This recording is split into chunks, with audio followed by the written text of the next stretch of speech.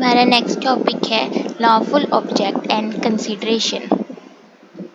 अब जब भी हम अपना कॉन्ट्रैक्ट बनाते हैं उसके अंदर जब भी हमारी कंसीडरेशन आती है, जब वो यहाँ पर लॉफुल होनी चाहिए, मतलब एक तरीके से हम जिसे कह सकते हैं कानूनन होनी चाहिए, गैर कानूनी कंसीडरेशन नहीं होनी चाहिए। जब हमारा कंसीडरेशन लॉफुल होगा तभी जो वो कॉन्ट्रैक्ट है वो हमारा वैलिड कॉन्ट्रैक्ट बनेगा।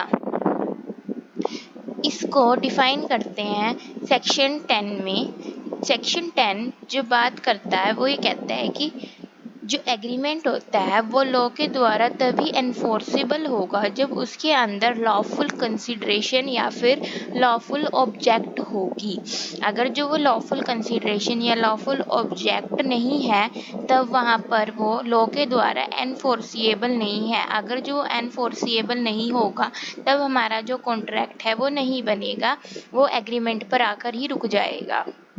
जब हमारी कंसीडरेशन यहाँ पर लॉफुल होगी, कानूनन होगी, तब जो हम हैं उसको लॉ के द्वारा एनफोर्स करवा सकते हैं कि ये कॉन्ट्रैक्ट पूरा करें।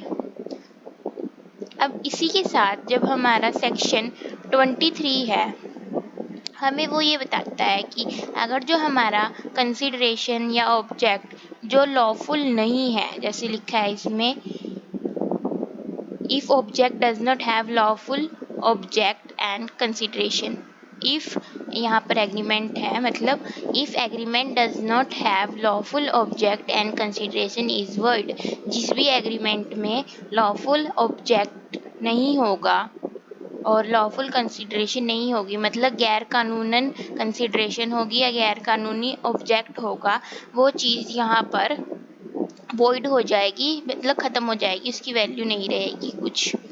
तो इसको हम एक एग्जांपल से समझते हैं।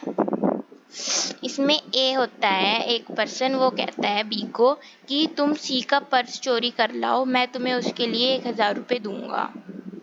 तो यहाँ पर जो बी है वो जैसे तैसे करके सी का पर्स चोरी करके ले आता है, पर जो ए है वो बी को पैसे नहीं देता, बाद में उससे वो मुकर जाता है कि मैं पैसे नहीं देता, तो वो पैसे नहीं देता है यहाँ पर। अब जो बी है वो यहाँ पर इन्फोर्स नहीं करवा सकता, कोर्ट के पास ये जाकर ये नहीं कह सकता कि मैंने इसको पर्स चोरी कर दिया, इसने मुझे पैसे नहीं दिए, क्योंकि यहाँ पर जो कंसिडरेशन है वो लॉफुल ही नहीं है, क्योंकि यहाँ पर चोरी की बात आ रही है, जो कि हम देखते हैं लॉ में एक अनलॉफुल चीज़ है, एक स्टीलिंग अनलॉफुल चीज़ है यहाँ पर। इस वजह से हमारी जो कंसीडरेशन है वो लॉफुल नहीं है।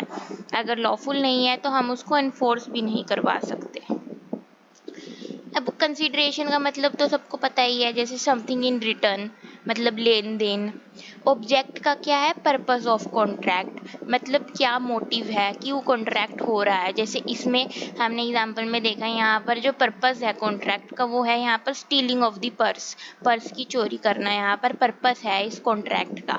अगर जो हमारा पर्पस ही अनलॉफुल होगा तब भी यहाँ पर हमारा जो कॉन्ट्रैक्ट है वो यहाँ पर वैलिड नहीं होगा, वो वॉइड हो जाएगा। इसको हम एक और एग्जांपल समझते हैं जिसमें हम यहाँ पर ऑब्जेक्ट हमारा जो है अनलॉफुल है। पिछले वाले एग्जांपल में हमारा कंसीडरेशन अनलॉफुल था, अब यहाँ पर हमारा अनलॉफुल ऑब्जेक्ट है। एग्जाम्पल है हमारा A promise return to stolen property to B. अब इसमें जो ए है, ए बी को प्रोमिस करता है कि मैं तुम्हारी जो उसने चोरी करी है प्रॉपर्टी बी की वो मैं तुम्हें वापस दे दूंगा, बस तुम मेरे ऊपर केस मत करना। मतलब ए ने बी की प्रॉपर्टी चोरी करी होगी तो यहाँ पर ए बी को बोलता है कि तुम मुझ पर केस मत करना, मैं तुम्हारी प्रॉपर्टी तुम्हें वापस कर दूंगा। तब ये वाला जो हमारा एग्रीमेंट है इसमें जो हमारे पर्पस है, यहाँ पर पर्पस ही क्या है, चोरी करी हुई प्रॉपर्टी को वापस देना है, जो कि लॉ की नज़र में तो एक अनलॉफुल चीज़ है। तो इस वजह से जो हमारा एग्रीमेंट का जो पर्पस है वो अनलॉफुल है, वो लॉफुल नहीं है। जो लीगल तौर पे हम देखें तो इससे हमारा जो ऑब्जेक्ट है और पर्पस है जो हमारे इस एग्रीमेंट का वो अनलॉफुल है, जिस वजह से यहाँ पर जो हमारा कॉन्ट्रैक्ट है वो वॉइड हो जाता है। अब हमारे पास यहाँ पर कुछ केस हैं जो बता रखे हैं यहाँ पर कि वो सब अनलॉफुल हैं। सबसे पहले हम यहाँ पर देखते हैं agreement forbidden by law, defeats the provision of other law, agreement is fraud, injury to person or property, agreement is immoral or opposed to public policy। तो सबसे पहले हम देखते हैं एग्रीमेंट फॉरबिडन बाय लॉ। अब इसमें ऐसा कोई एग्रीमेंट बना रहे हैं जो लॉ ने मना कर रखा है, लॉ है जो हमारा कानून है उसने ऐसी कुछ चीज़ें हैं उनके ऊपर रोक लगा रखी है कि ये कोई काम करेगा तो वो गलत चीज़ है। ऐसा कोई काम करने के लिए कोई एग्रीमेंट बनाता है पर्सन, तो यहाँ पर वो जो कंसिडरेशन होगी और जो लॉ ऑब्जेक्ट होगा वो लॉफुल नहीं होगा, वो अनलॉफुल होगा। गवर्नमेंट ने यहाँ पर किसी एक्ट पर किसी काम करने पर रोक लगा रखी है इसलिए क्योंकि वो चीज़ लॉ की नज़र में अच्छी नहीं है, वो अनलॉफुल है, वो गैर कानूनी है। इसको एक एग्जांपल से देखते हैं। एक प्लांटेशन कंपनी है जो पेड़ है उनको ग्रो मतलब उनको उगाती है, उनको देखभाल करती है और उनको ना काट के बेचती है। तो अब वो जो है वो उन्होंने एक एग्रीमेंट बनाया कि वो एक सैंडलवुड होता है जो पेड़, उसको वो ग्रो करेंगे और उसको वो काटेंगे। पर अब जैसे यहाँ पर लॉ हम देखते हैं, जो हमारा फॉरेस्ट एक्ट है हमारा, उसके अंदर सैंडलवुड की ऐसे खेती करना हर किसी को अलाउ नहीं कर रखा। वो सिर्फ कुछ स्पेशल पर्सन है जो लाइसेंस लेके स्पेशली तरीके से कुछ पर्सन है जो फॉरेस्ट एक्ट के द्वारा बताए गए हैं कि ये लोग कर सकते हैं सैंडलवुड की खेती जो भी है, तो सिर्फ वही कर सकते हैं। अब यहाँ पर ये प्रोहिबिटेड है कौन से एक्ट के अंदर, फॉरेस्ट एक्ट के अंदर, क्योंकि ये गवर्नमेंट ने मना कर रखा है कि कोई भी ऐसे सैंडलवुड की जो है पेड़ नहीं लगा सकता। अब एक और देखते हैं हम example, cutting of grass licence gave x. अब इसमें क्या है कि जो एक एक्स है उसके पास ना एक लाइसेंस होता है घास काटने का, जो कि उसको फॉरेस्ट डिपार्टमेंट ने दिया होता है। इसके अंदर जो चीज़ है वो यहाँ पर खुद फॉरेस्ट डिपार्टमेंट वालों ने, जो फॉरेस्ट एक्ट है उसके अंदर रहते हुए खुद फॉरेस्ट डिपार्टमेंट वालों ने उन्हें ये लाइसेंस प्रोवाइड किया है एक्स को कि वो घास को काट सकता है उस एरिया की जहाँ कर भी वो है। तो इसके अंदर जो पर्पस है और जो हमारा ऑब्जेक्ट है वो अनलॉफुल नहीं है, क्योंकि यहाँ पर मनाही नहीं है, क्योंकि यहाँ पर जो है फॉरेस्ट डिपार्टमेंट ने खुद एक्स को लाइसेंस प्रोवाइड कराया कि हाँ तुम ये काम कर सकते हो। इस वजह से इसका जो कंसिडरेशन है और जो पर्पस है वो यहाँ पर प्रोहिबिटेड नहीं है। नेक्स्ट है हमारा defeats the provision of other law. इसका मतलब ये है कि जो जैसे हमारी दुनिया में इंडिया में बहुत सारे लॉज हैं, हम काफ़ी सारे लॉज को इस्तेमाल करते हैं, तो इस टाइम पे क्या होता है कि जो कई सारे लॉज होते हैं उनके अंदर कई कई प्रोविजंस बने होते हैं, उनके अलग अलग सेक्शन होते हैं, हर एक सेक्शन में कुछ ना कुछ बात लिखी होती है। अगर जो हम कुछ ऐसा काम कर रहे हैं जो उस लॉ के सेक्शन को डिफीट करता है, मतलब उसका पालन नहीं करता, हम कुछ ऐसी एक्ट कर रहे हैं जो दूसरे लॉ है हमारा, कोई भी लॉ ले लो, income tax law, forest act, law of contract, law of tort, कोई भी इनमें से क्रिमिनल कोड, कुछ भी कोई भी हमारा जो अदर लॉ है उसके हम प्रोविजंस को मतलब उसके प्रोविजन को हम वो नहीं ध्यान नहीं रखते, उसको मतलब इग्नोर कर देते हैं हम उस चीज़ को, जिससे उस लॉ के जो प्रोविजंस हैं वो ठीक से नहीं चलते, मतलब हम उन्हें इग्नोर कर रहे हैं, एक तरीके से हम उनका ध्यान नहीं रख रहे। तो इस केस में जो हमारा पर्पस होगा कॉन्ट्रैक्ट का वो भी अनलॉफुल हो जाएगा और जो हमारा एग्रीमेंट होगा वो भी वॉइड बन जाएगा। इसको हमें केस लॉ से देखते हैं। इसमें क्या हुआ था, राम सेवक वर्सेस रामचरण 1982 का केस लॉ है। इसमें क्या होता है कि दो पार्टनर होते हैं, वो एक पार्टनरशिप फॉर्म में होते हैं, मतलब उन्होंने पार्टनरशिप फॉर्म खोली होती है, उसके अंदर ना वो करते हैं कि हम ना जो हमारी एंट्रीज होगी ना, जो बुक में एंट्रीज करती हैं एज ए लॉ है, अब हमारा जो प्रोविजन ऑफ टैक्स लॉ है उसके अंदर साफ साफ लिखा हुआ है कि आपको एंट्रीज करनी है अपनी बुक्स में, बुक्स ऑफ अकाउंट में आपको एंट्रीज करनी है, ठीक है। तो पर वो पार्टनर्स होते हैं जो वो यहाँ पर वो ऐसा नहीं करते, वो लिखते ही नहीं है, वो मतलब वो कहते हैं कि भी हमें लिखने की जरूरत नहीं है, हम ऐसे ही कर लेंगे यहाँ पे, जिससे वो यहाँ पर पालन नहीं कर रहे, किसका, टैक्स लॉ का पालन नहीं कर रहे। तब होता क्या है, यहाँ पर जो एक पर्सन होता है उसको ना प्रॉफिट नहीं मिलते। अब उसको प्रॉफिट नहीं मिलते तो वो केस स्यू कर देता है दूसरे पर्सन के अगेंस्ट में कि इसने ऐसे ऐसे करा था, मुझे प्रॉफिट ही नहीं मिले, उनके बीच में ऐसा कॉन्ट्रैक्ट बना था। तो यहाँ पर जो कोर्ट है उन्होंने कहा कि आपका जो कॉन्ट्रैक्ट है उसके अंदर अनलॉफुल ऑब्जेक्ट है, मतलब आपका ऑब्जेक्ट ही अनलॉफुल है, क्योंकि आपने क्या कहा है कि आप लिखेंगे ही नहीं, आप बुक्स ऑफ अकाउंट जो है वो आप मेंटेन ही नहीं करेंगे। जिससे यहाँ पर जो डिफीट हो रहा है प्रोविजन इसका टैक्स लॉ का, क्योंकि टैक्स लॉ कहता है कि आपको जरूरी है अपनी बुक्स ऑफ अकाउंट में अपना लॉस और प्रॉफिट लिखना, आपके अपने एंड ऑफ द ईयर आपको वो निकाल के फिर आप प्रॉफिट डिस्ट्रीब्यूट कर सकते हैं। ये हमारा टैक्स लॉ का प्रोविजन कहता है, पर आपने उसका पालन ही नहीं किया, आपने उसको इग्नोर कर दिया एक तरीके से, जिस वजह से आपके यहाँ पर जो ऑब्जेक्ट है वो अनलॉफुल हो जाता है, जिससे आपका जो एग्रीमेंट भी बनता है यहाँ पर वो वॉइड हो जाता है। नेक्स्ट है हमारा फ्रॉड।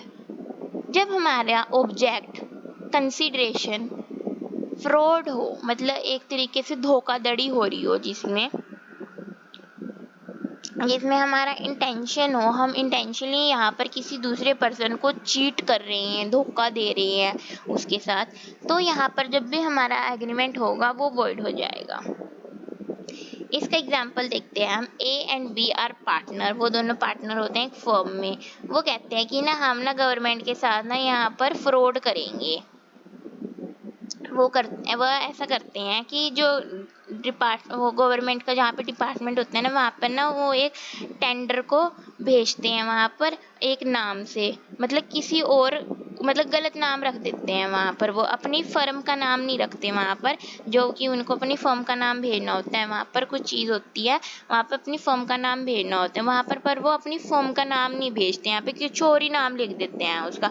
तो ये एक तरीके से अब यहाँ पर फ्रॉड हो रहा है, किसके साथ? गवर्नमेंट के साथ, क्योंकि यहाँ पर जबकि गवर्नमेंट ने कहा था कि अपना अपना जो भी है वो सब भेजेंगे नाम, पर यहाँ पर वो अपने फर्म का नाम सही नहीं भेजते, वो कुछ भी लिख देते हैं कि ताकि जिससे उनका जो टैक्स कट रहा है वो कटे ही ना। तो यहाँ पर वो फ्रॉड करने की कोशिश करते हैं गवर्नमेंट के साथ। तो यहाँ पर जो पर्पस था इस एग्रीमेंट का वो एक अनलॉफुल पर्पस था, जिस वजह से यहाँ पर जो हमारा एग्रीमेंट बना वो वॉइड हो गया, मतलब वो चला ही नहीं। तो यहाँ पर उनको वॉइड हो गया उनका जो इन्होंने यहाँ पर बनाया था, क्योंकि उन्होंने यहाँ पर फ्रॉड किया है गवर्नमेंट के साथ। अब नेक्स्ट है हमारा इंजरी टू पर्सन और property.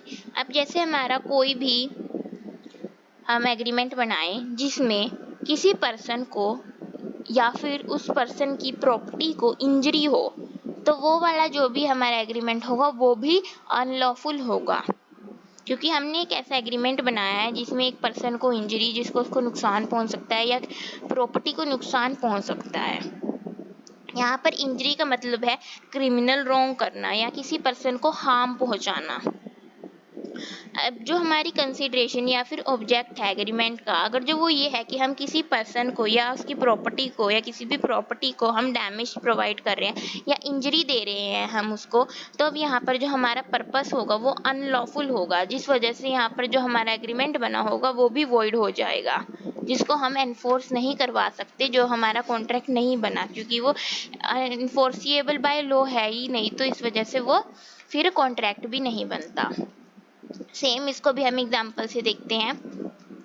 A agrees to print a book of B. यहाँ पर ए है वो एग्री करता है कि वो बी की जो बुक है वो उसको प्रिंट करेगा, जो कि पब्लिश करी गई है डब्ल्यू के द्वारा। क्योंकि अब यहाँ पर जैसे है ए कहता है कि बी को कि हाँ मैं तुम्हारी बुक प्रिंट कर दूंगा तुम्हारा नाम लगा के, पर जबकि वो जो बुक है वो यहाँ पर डब्ल्यू के द्वारा पब्लिश करी गई, मतलब डब्ल्यू ने यहाँ पर उसको लिखा। अब ये एग्रीमेंट वॉइड हो जाएगा, क्यों? क्योंकि यहाँ पर जो उस पर्सन का एक कॉपीराइट क्लेम होता है, क्यों उसने उसकी यहाँ पर बी ने डब्ल्यू की बुक को कॉपी करने की कोशिश करी है, जिससे यहाँ पर पर्सन को इंजरी हो रही है, उसको डैमेज पहुंच रहा है यहाँ पर। अब उसको ऐसा डैमेज तो नहीं है कि उसको चोट लग गई, उसको दूसरे तरीके का डैमेज पहुंच रहा है, जो हम देखते हैं उसको मतलब एक तरीके से नुकसान हो रहा है, उसका कॉपीराइट क्लेम, उसका जो राइट है उसको यहाँ पर वोलेट किया जा रहा है, उसको पर्सन को इंजरी पहुंचाई जा रही है यहाँ पर, जिस वजह से यहाँ पर उसके जो पर्सन है उसकी जो मतलब पर्सन को नहीं, उस पर्सन की प्रॉपर्टी को, क्योंकि उसने यहाँ पर बुक लिखी है, एक तरीके से उस पर्सन को भी जा रहा है, बट यहाँ पर उस पर्सन ने उस बुक को लिखा है, उसने उसको बनाया है उस बुक को, उसकी वो एक खुद की एक प्रॉपर्टी है, यहाँ पर उस पर्सन की प्रॉपर्टी को इंजरी हो रही है। यहाँ पर बी का इंटेंशन ही है कि वो डब्ल्यू की प्रॉपर्टी को है जो वो इंजर करे, उसको नुकसान पहुंचाए यहाँ पर, क्योंकि वो उसका क्लेम है, वो यहाँ पर उसको इस्तेमाल कर रहा है कि डब्ल्यू की बुक तो मैं लूंगा, मैं अपना नाम लगवा के यहाँ पे छपवाऊंगा वो। तो इस वजह से यहाँ पर जो एग्रीमेंट बनता है वो अनलॉफुल हो जाता है, therefore it is void. Next है हमारा is immoral, consideration is immoral. जब हमारी कंसिडरेशन इमोरल मतलब रॉन्ग, गलत हो, तब यहाँ पर वो चीज वॉइड हो जाती है। अब यहाँ पे देखते हैं हम, जैसे हमारी जो कंसिडरेशन है या जो ऑब्जेक्ट है हमारे किसी एग्रीमेंट का, अगर जो वो इमोरल हो मतलब गलत हो, एज कोर्ट के नजरिए में, मतलब कोर्ट डिसाइड करता है ना, अगर जो कोर्ट डिसाइड करता है और कोर्ट को लगता है कि जो ये यहाँ पर पर्पस है या ऑब्जेक्ट है वो गलत है, कुछ भी गलत चीज है, तो यहाँ पर वो एग्रीमेंट वॉइड हो जाता है। पर अगर जो कोर्ट को लगता है कि नहीं, ऑब्जेक्ट है और जो कंसिडरेशन है वो बिल्कुल ठीक है, इमोरल नहीं है, तब वो यहाँ पर वॉइड नहीं होगा। नेक्स्ट है oppose to public policy. Oppose to public policy से पहले हम कुछ एक केस देखते हैं जो यहाँ पर सुप्रीम कोर्ट ने बता रखे हैं कि ये जो है चीजें इमोरल हैं। एग्रीमेंट इंटरफेयरिंग मटीरियल रिलेशन मतलब किसी हस्बैंड वाइफ या कोई भी रिलेशनशिप है उसके अंदर कोई भी ऐसा एग्रीमेंट बनाए जिससे उनके बीच में दखल अंदाजी हो, कोई भी रिलेशनशिप है। तो इसके अंदर हम देखते हैं केस है बाई वीजी वर्सेस नानसा नगर। अब इसमें क्या होता है, ए है जो वो बी को ना एडवांस दे देता है कि तुम ना अपने हस्बैंड से डिवोर्स ले लो, तब बी होती है जो वो बी कहती है मतलब उससे डिवोर्स लेके मुझसे शादी कर लो यहाँ पर जो बी होती है वो अपने हस्बैंड के पास जाती है कि मैं डिवोर्स चाहिए, तो उसका जो हस्बैंड होता है वो यहाँ पर रिजेक्ट करता है उसको डिवोर्स देने के लिए।